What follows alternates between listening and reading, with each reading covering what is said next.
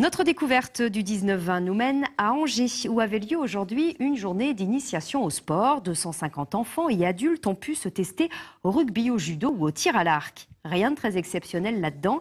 Eh bien si, car il s'agissait de découvrir un domaine sportif peu médiatisé, le sport adapté. Qu'est-ce que c'est? Eh bien la réponse avec Vincent Calcagnier, Gonel Rillet.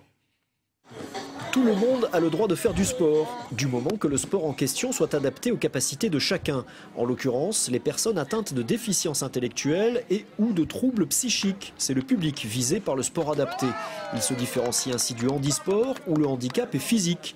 Une différence qui est malheureusement un handicap supplémentaire. C'est assez difficile de communiquer parce que voilà, une personne handisport en fauteuil, tout de suite on s'aperçoit du handicap. Et au sport adapté, c'est beaucoup plus difficile. Un sportif ressemble à une personne valide et voilà. Donc au niveau de la communication, c'est compliqué. Cette journée d'initiation rassemble 250 enfants et adultes de centres spécialisés de toute la région. Au programme, une vingtaine d'activités adaptées au public visé. Les règles sont changées par rapport au public traditionnel en fait, donc le temps de jeu va être inférieur, les ballons vont changer, les règles vont différencier, le filet par exemple au volley peut être réduit du coup.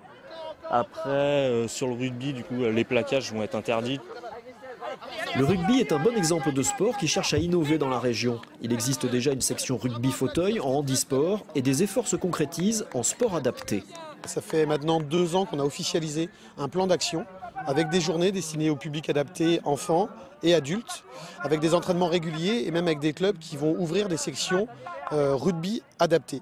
Et on se rend compte que de plus en plus les clubs jouent le jeu et forment des éducateurs pour ce public et répondent présents à chaque fois pour l'organisation de journée. Là nous sommes cette année sur le 49 avec notre 4e journée et à chaque fois et les participants et les éducateurs répondent présents sans problème.